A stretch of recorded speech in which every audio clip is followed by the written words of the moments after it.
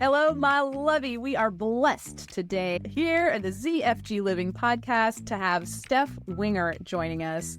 This fab femme is a seasoned realtor. She has 2 decades almost, so apparently I'm her elder. What? I said it. Experience in the dynamic world of real estate. She does property transactions. She is a visionary behind the Right Blend framework, and this is very interesting to me. Her unique initiative designed to equip women to achieve greater productivity without sacrificing precious time for themselves and their families. Welcome, Steph. We're so glad to have you here. Thank you so much. I'm super pumped to be with you.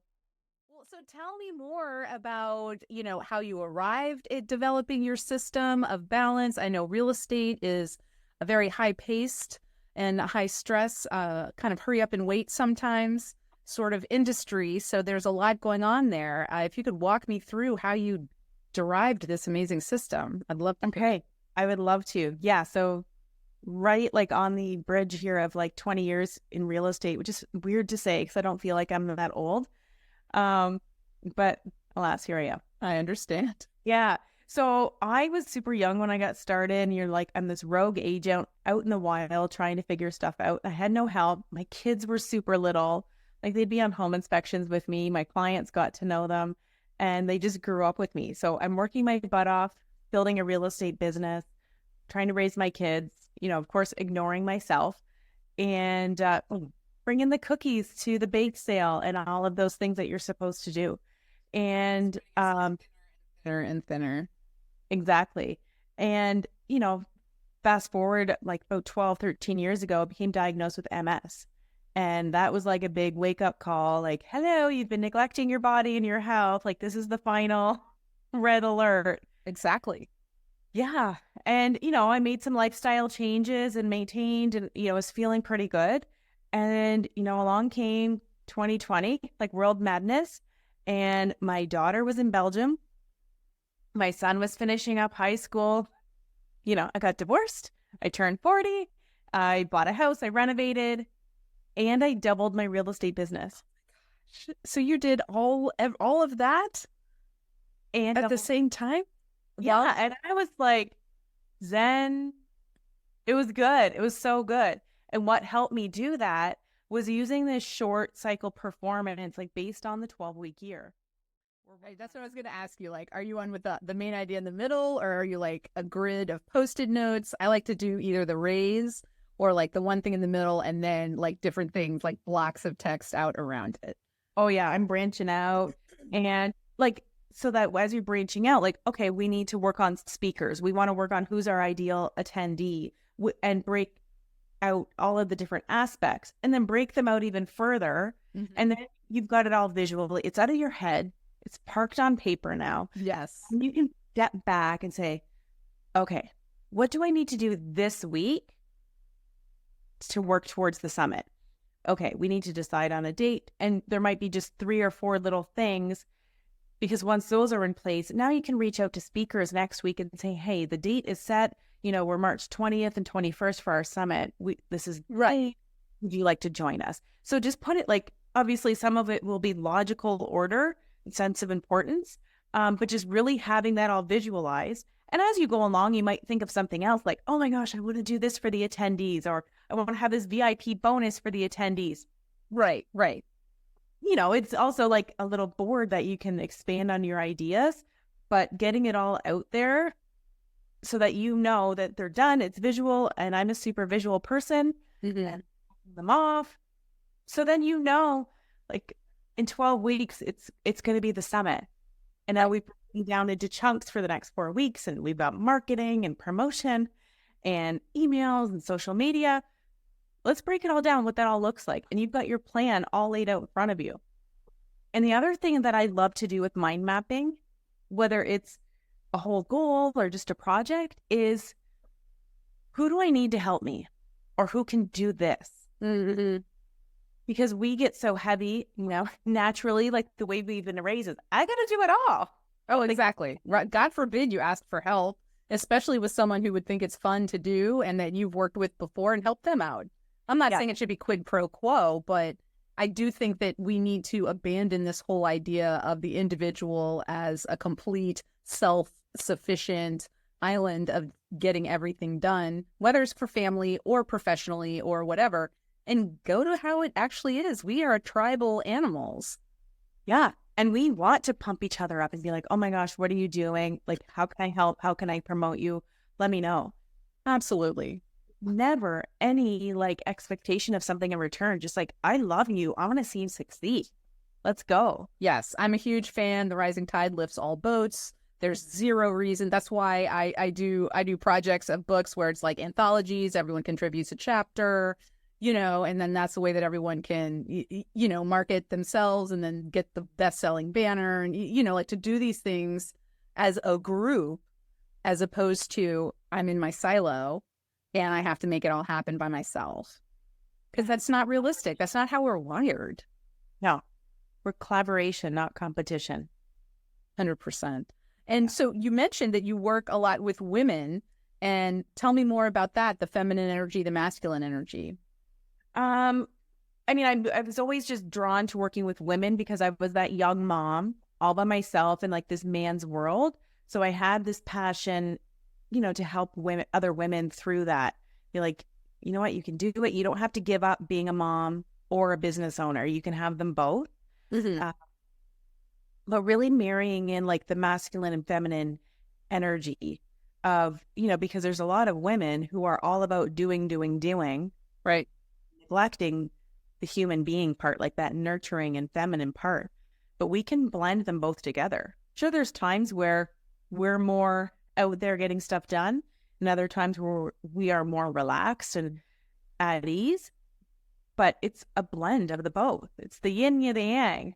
Right, exactly. And also, one thing that in the Western world that's been twisted is that the feminine energy is, all of the caretaking, all of the tasks, all of the get the kids out of the door, get all these things done.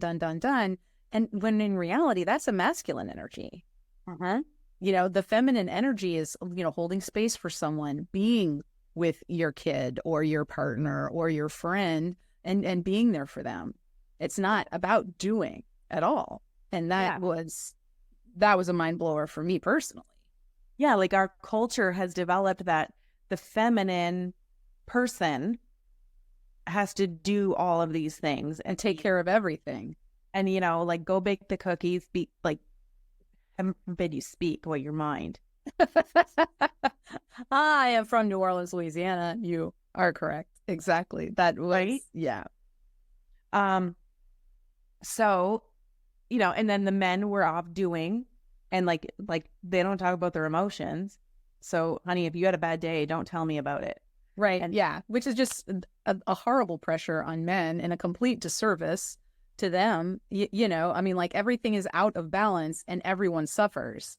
And so it's a system that then falls to individual couples to sort out, which is yet another thing they've got on top of everything else that's going on. Ugh. I know, like I feel like we're this bridge generation where like our parents and grandparents, like it was total like gender roles. Mm-hmm. Nobody talked about their emotions and they did their thing. And then we've got the younger generation who's all about like being true to themselves and all of these things like I'm a little bit jealous of. I'm like, you guys didn't suffer through what we suffered. Yeah. And that also gives the beautiful responsibility to us to not say to ourselves, well, I suffered, they should.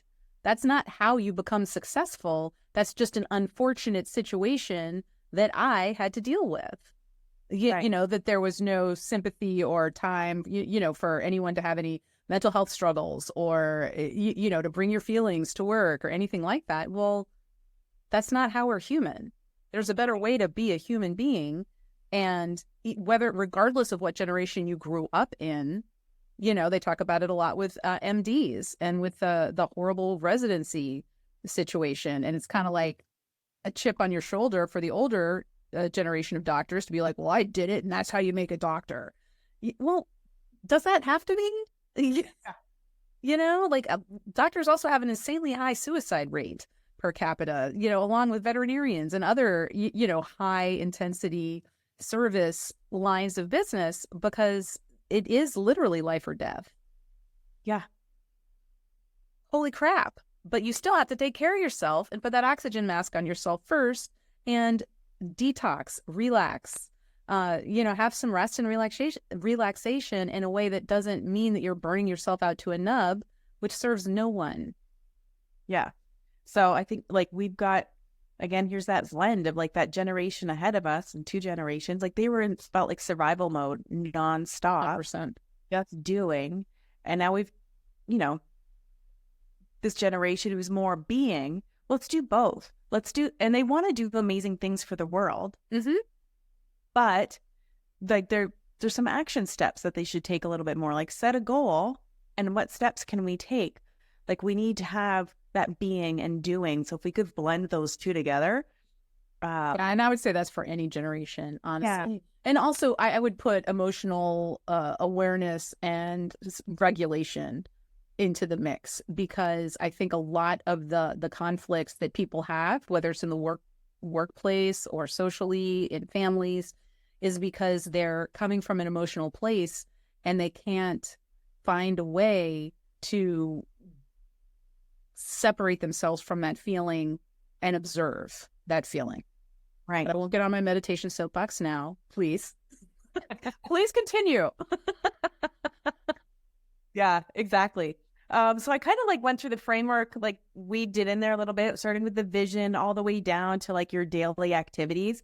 But what you're doing today has to be attached to that vision. And just like you doing these vision boards, like it's right in front of you. So you can't forget that you were dreaming about this beach house and what the feeling of that is, and like the travel and, having like a big comfy blanket on your couch, all of those feelings of what your vision is. Right. So when you get up in the morning and you're like, my daily 3, okay, why am I doing it? Why am I going out for the walk? Why do I want to make these 7 phone calls? Right. The impact I'm going to have with the people at the other end of the phone, and it helps me work towards my vision. Gorgeous. Exactly. And just to be steady like that, it's the deceptive simplicity of discipline. It's not a complicated idea. It is just surprisingly difficult to master because we don't want to get out of our comfort zone. That pesky subconscious always running the show is silently like that glacial juggernaut. Be here, be safe. Right. You know what we're doing here. Yeah. You're fine because of your yesterdays. Don't be looking for those tomorrows.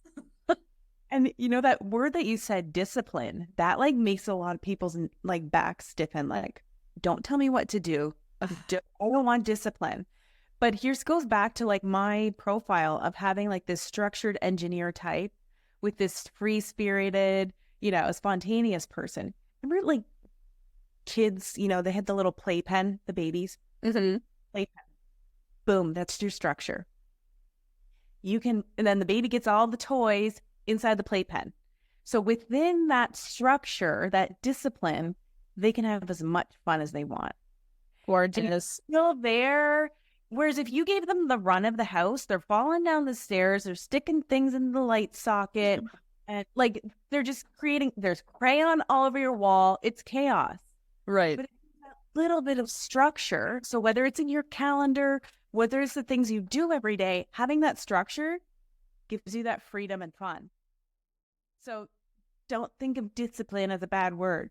I agree 100%. And, especially for, people who have that rebellious nature, even if they're the ones telling themselves that that's what they need to do, it's immediately, like you talked about that spine stiffening, and a way to either make it fun or talk yourself into it and negotiate that.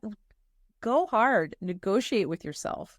I recommend that heavily because at some point there's a reward, whether it's a show or a game or, putting your feet up and reading, walking around the block, taking a bike ride, whatever speaks to you, and give it to yourself after you do the thing. Yes. Because your brain will connect that big time. And don't skip over that. Like you need that celebration. If I get my big 3 done today, I'm going to have a piece of chocolate tonight. If I get my things done this week, we're going out for a coffee on Saturday morning.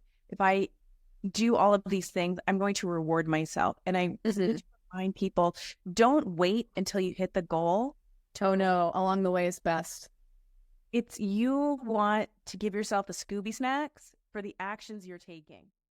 Oh, that is gorgeous. Thank you, Steph Winger, for sharing your wisdom bombs left and right, slinging it out. Please, my beautiful viewer and listener, check out the show notes and reach out to Steph and find out more what she's all about. Awesome. Thank you so much for today. This was a blast.